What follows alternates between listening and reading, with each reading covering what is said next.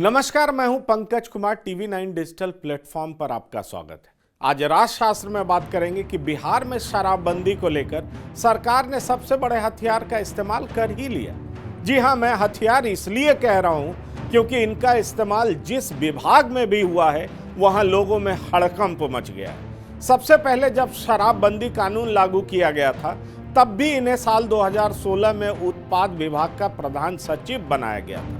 नीतीश कुमार के इस सपने को साकार करने में उनकी बड़ी भूमिका रही है। इसी वजह से सीएम ने फिर से उनके कंधों पर उस व्यवस्था को ठीक करने की जिम्मेदारी दे दी है, जिसको लेकर नीतीश सरकार की देश भर में आलोचना हो रही थी। आप सोच रहे होंगे कि वो कौन से अफसर हैं जिनके बारे में मैं इतना कुछ बता रहा हूं, तो आप जान लीजिए कि ये अफसर अपराधियों और माफियाओं के लिए बेहद कड़क है और दबाव में आना तो कभी इनकी फितरत ही नहीं रही है। पहले ये बात से समझाते हैं कि फिर कोई हेकड़ी दिखाने की कोशिश करता है तो सख्ती करने से भी परहेज नहीं करते। जी हाँ, इनका नाम है के पाठक। के पाठक को नीतीश सरकार ने मद्य निषेध विभाग का अपर मुख्य सचिव बनाया।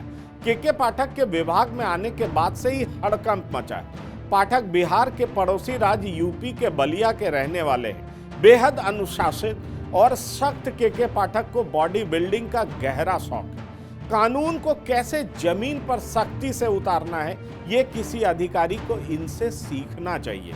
मुख्यमंत्री द्वारा निबंधन उत्पाद एवं मद्य निषेध विभाग का अपर मुख्य सचिव बनाए जाने के बाद ये चर्चा भी बिहार में होने लगी है कि इन्होंने कभी पूर्व सीएम लालू प्रसाद की नाक में दम कर दिया था। दरअसल ये बात 3 दशक पहले की है, जब लालू प्रसाद यादव बिहार के मुख्यमंत्री थे। तब के पाठक ने तत्कालीन सीएम लालू यादव के गृह जिले में डीएम की जिम्मेदारी दी गई थी, लेकिन कहा जाता है कि इन्होंने ऑफिस में 100 दिन भी पूरा नहीं किया और सरकार ने इन्हें पटना सचिवालय बुला लिया। अंग्रेजी के प्रतिष्ठित अखबार द टेलीग्राफ में छपी एक पुरानी रिपोर्ट के मुताबिक ये और सीके अनिल, 2 नौजवान आईएएस महज 98 दिन यानी 98 डेज में ही डीएम के ऑफिस में बैठ पाए थे। कहा जाता है कि लालू प्रसाद के खास लोग पाठक की कार्यशैली से इस कदर खफा और परेशान थे कि लालू प्रसाद को उनका ट्रांसफर कर सचिवालय बुलाना पड़ा था। अपनी दूसरी पोस्टिंग के बाद से ही के पाठक सख्त अधिकारी के तौर पर पहचान बना चुके थे। अच्छे नेता और माफिया इनसे डरने लगे थे। बिहार के पूर्व डिप्टी सीएम सुशील कुमार मोदी ने के पाठक के ऊपर एक बार आपत्तिजनक टिप्पणी की थी, जिसके बाद के पाठक ने उन्हें लीगल नोटिस तक भेजने से परहेज नहीं किया था। ये बात साल 2016 की है। जी हाँ, जब बीजेपी की सरकार जेडीयू से अलग थी। बीजेपी की सरकार नहीं थी, बीजेपी अलग थी। अगर मैं बात करूं इनकी, तो 1990 बैच के आईएएस अधिकारी हैं। दरअसल बिहार में जहरीली शराब के कारण जिस तरीके से लोगों की मौतें हुई हैं, ऐसे में शराबबंदी कानून की विफलता को लेकर सरकार की काफी किरकिरी हुई और ये बात सीएम और नीतीश को बर्दाश्त नहीं है। इसलिए के पाठक दोबारा शराबबंदी के कार्य के लिए लगाए गए हैं। के पाठक का नाम जब सामने आया तो प्रशासनिक और राजनीतिक गलियारे में चर्चा शुरू होना लाजमी है। वजह है अच्छे खासे माफियाओं में इनका डर, जिनके साथ अपने ही स्टाइल में ये पेश आते हैं। वैसे के पाठक का विवादों से भी नाता रहा है। इसमें साल 2016 के मई महीने में बीजेपी के वरिष्ठ नेता को कानूनी नोटिस भेजने से लेकर स्टेट बैंक ऑफ इंडिया के 7 ब्रांच मैनेजरों पर कार्रवाई सहित मां शकुंतला इंफ्रास्ट्रक्चर प्राइवेट लिमिटेड के निदेशक कुमुद राज सिंह के साथ मारपीट भी शामिल है। इसके अलावा साल 2019 में के पाठक पर एक ठेकेदार ने गंभीर आरोप लगाए थे।